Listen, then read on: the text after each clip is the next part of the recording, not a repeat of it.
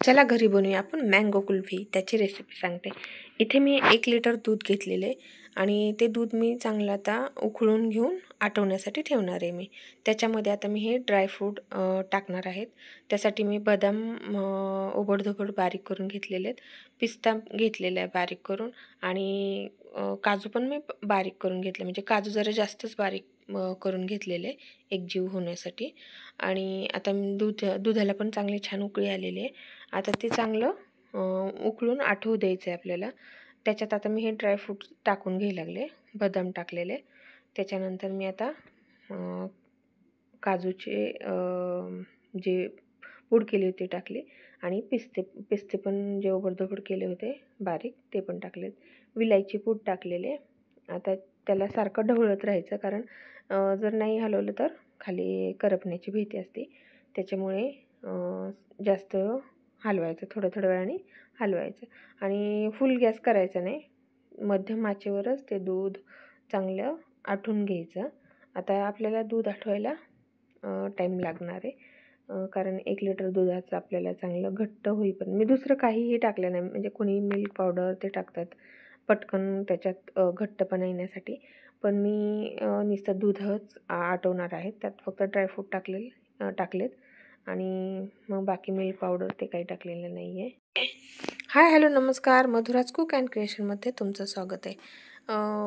ही recipe कसं आहे माहिती आहे का, आत्ता सध्या म्हणजे पाऊस सुरू झाला आहे, पण म्हणजे लवकरच सुरू झाला आहे ह्यावेळेस मे महिन्यातच.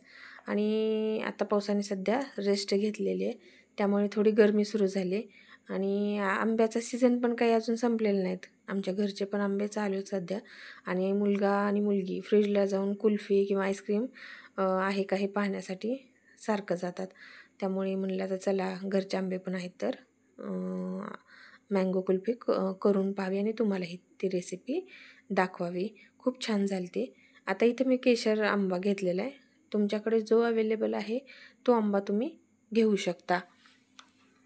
मग केशर आंब्याचं वरचं म्हणजे जे देठाचं आहे ते थोडं काढून घ्यायचं चाकूने आणि चाकूनीच ती आंब्याची कोय जी आहे किंवा ती आपण गुठळी असते ती गुठळी आपण काढून घ्यायची. चाकूनीच थोडंसं ढिल्लं करायचं. जास्त जर चाकू आपण आतमध्ये घातला तर चाकूने म्हणजे आंबा फुटायची भीती असते. आणि थोडेसे ढिल्लं केल्यानंतर आपली कडची असते म्हणजे सांडशी, ते आपण ते कोय ढिल्ली करून बाजूला काढून घ्यायची. अशा प्रकारे मी आता ह्या सर्व आंब्याची कोय काढून घेणार आहे. ते थोडंसंच म्हणजे ते चाकूनीचं आपल्याला काढतानाच थोडासा प्रॉब्लेम येतो, नाहीतर एकदा ढिल्लं केलं की आपण त्या कडचीने आरामात आपण ते कोय बाहेर काढू शकतो. म्हणजे असं आपल्याला असंही पाहिजे की त्याच्यातला जो ते आंब्याचा गर ते आहे तो निघला नाही पाहिजे, म्हणजे त्याचा रस नाही झाला पाहिजे. अशा प्रकारे आपल्याला ती कोय बाजूला काढून घ्यायची असते, कारण त्या कुल्फीला त्या आंब्याचा जो गर ते आहे ते पण त्या म्हणजे कुल्फी आहे ते मधल्या बाजूला यायला पाहिजे आणि तो गराचं पण स्लाईसमध्ये दिसलं पाहिजे. त्याच्यामुळे आपल्याला कोय काढताना एकदम व्यवस्थितच काढावं लागतं.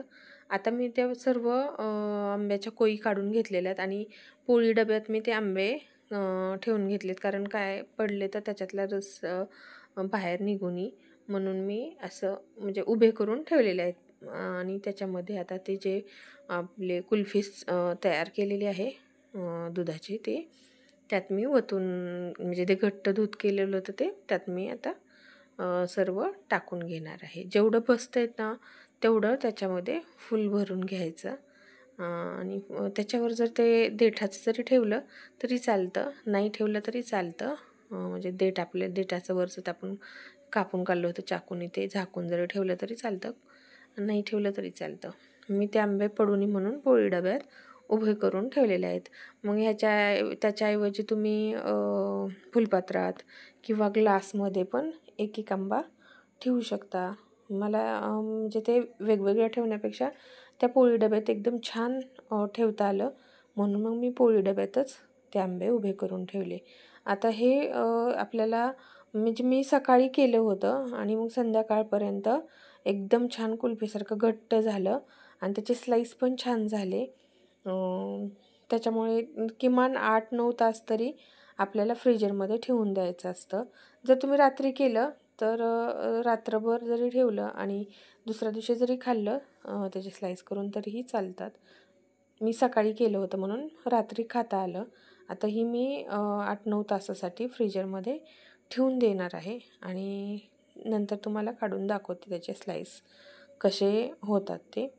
आता झालेले आहे फ्रीजरमध्ये पूर्ण कुल्फीसारखं घट्ट.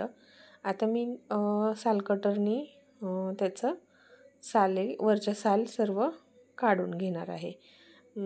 साल कटरने एकदम व्यवस्थित छान असं निघतं, काहीही प्रॉब्लेम येत नाही. मला पहिल्यांदा वाटलं होतं की आता फ्रीजरमधून काढले म्हटल्यानंतर ते एकदम बर्फ असं झालेलं असेल, मग आता साल कटरने निघेल का? पण साल कटरने इतकं छान निघालं वरचं पूर्ण साल. थोडेही साल ठेवायचे नाही, नाहीतर जरा कडवटपणा येतो कुल्फीला.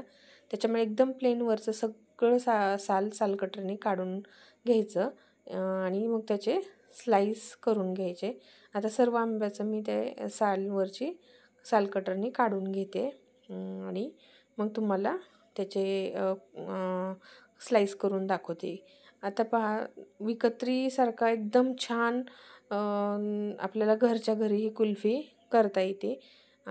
बाहेरच्यासारखी एकदम छान लागते पण.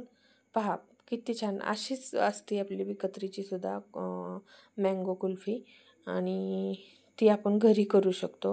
हो का, कुठलीहीच गोष्ट अवघड नसती. आपण फक्त करत नाहीत म्हणून आपल्याला ते वाटतं. थोडा राडा होतो किंवा थोडासा त्रास होतो. पण काय माहिती आहे का, घरी केलेल्याचा आनंद वेगळाच असतो आणि जेव्हा पाहिजे तेव्हा आपण ते देऊ शकतो मुलांना.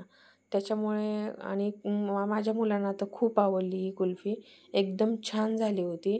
केशर आंबा असल्यामुळे बाहेरच्या जी कुल्फीला आंब्याची चव ते खूप छान आणि आतमध्ये ती कुल्फी एकदम छान, मुलांना खूप आवडली. तुम्हीही करून पहा.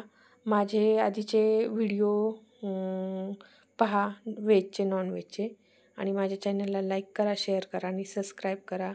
एक सबस्क्राईब माझ्यासाठी खूप महत्त्वाचे आहेत. धन्यवाद.